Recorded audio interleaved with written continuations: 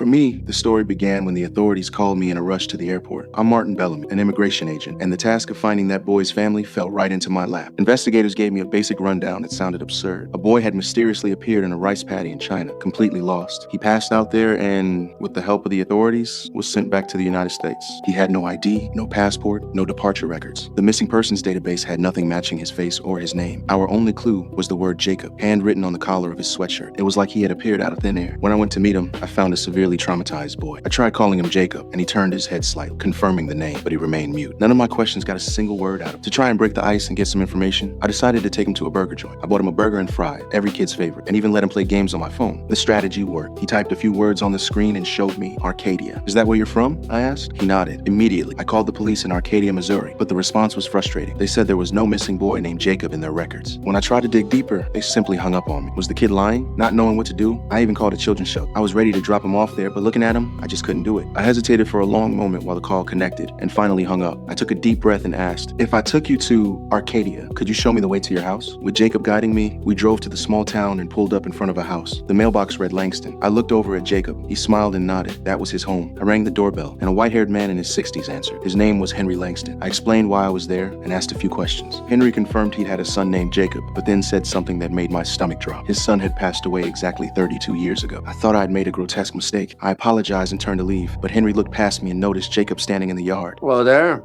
I'm trying to green goes a million miles per hour. Frog in a blender. Daddy!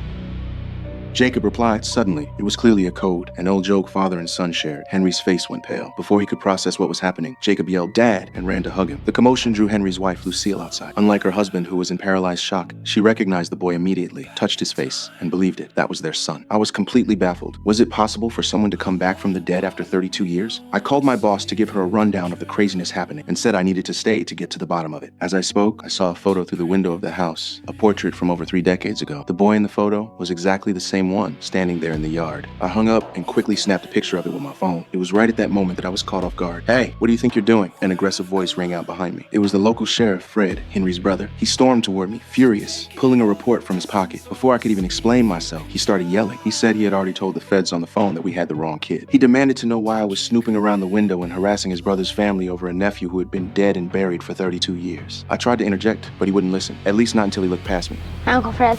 Only a few feet away. The shock paralyzed him the same way it had paralyzed Henry.